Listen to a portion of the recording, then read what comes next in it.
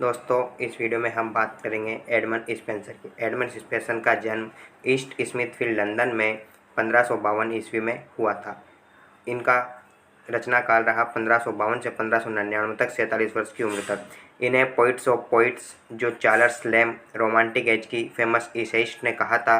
इन्हें child of renaissance and reformation यानी पुनर्जागरण और सुधार का पोइट्स कहा जाता है, और इन्होंने स्पेंसरियन स्टेंजा की शुरुआत की थी। अब बात करते हैं इनके फेमस वर्क्स की।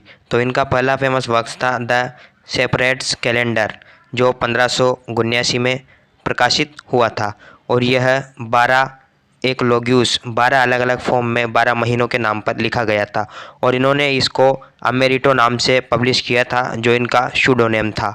और ये पहली रचना इन्होंने अपने फ्रेंड सर फिलिप सिडनी को डेडिकेट की, जो इनके बेहद अच्छे दोस्त थे।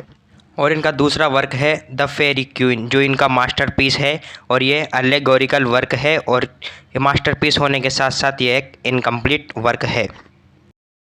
और इनका तीसरा फेमस वर्क है एमोरेटी, जो 1595 में पब्लिश हुआ था।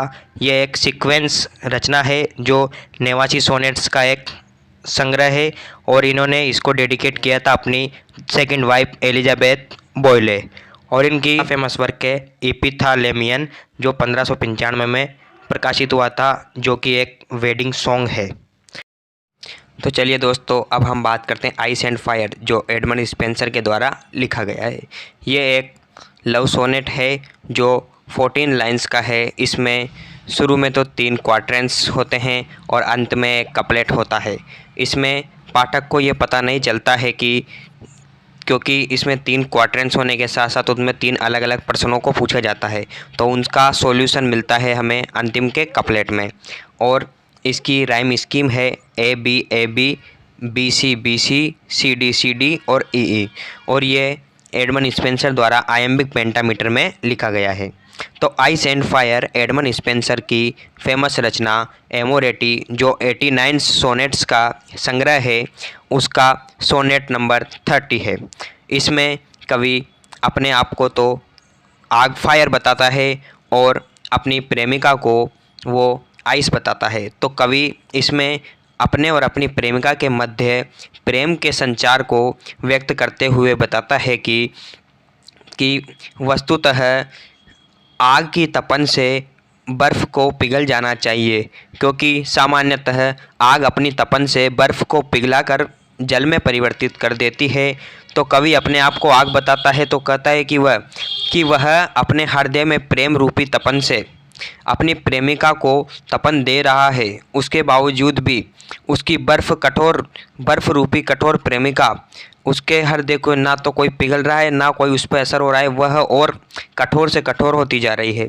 तो कवि इसमें अपनी प्रेमिका के और अपने बारे में बताता है, और वह कहता है कि कवि ने बहुत प्रयास किए, और वह दिल से बहुत प्रयास कर रहा है अपनी प्रेमिका को मनाने के, उसे अपने प्रेम में डालने के। तो कवि कहता है कि मैंने बहुत प्रयास किए, और मैं अपने हृदय की अंतरतम गहराइयों से अपनी प्रेमिका को अपने प्रेम में को समझाने के लिए बहुत प्रयास कर चुका हूँ, परंतु मेरी प्रेमिका का इस पर कोई असर नहीं हो रहा है। और कवि ने अपनी प्रेमिका का हृदय को बताया है Bittu and cruel hard hearted बताया है, कठोर हृदय वाली अपनी प्रेमिका को बताया है, क्योंकि इतने प्रयास करने के बावजूद भी उसकी प्रेमिका पोइट को कोई रिस्पॉन्स नहीं दे रही है। इसलिए पोइट निराश हो जाते हैं, और वे अपनी प्रेमिका के हृदय को कठोर बर्फ़ के समान ठंडा बता देते हैं। वे कहते हैं कि मैं अपने प्रेम की तपन देने के बावजूद भी उसका हृदय और कठोर और अधिक ठंडा होता जा रहा है, एक बर्फ़ के समान, मानो उस पर कोई इसका असर नहीं हो रहा हो। तो एडमंड स्पेंसर इसमें अपने प्रेमिका के और अपने बारे में बताते हैं। वे इसमें सिमिली का प्रयोग करते हैं, और उनका प्यार सफल नहीं हो पाता है। Thanks for watching video. Please subscribe my channel, like and share this video. Thank you.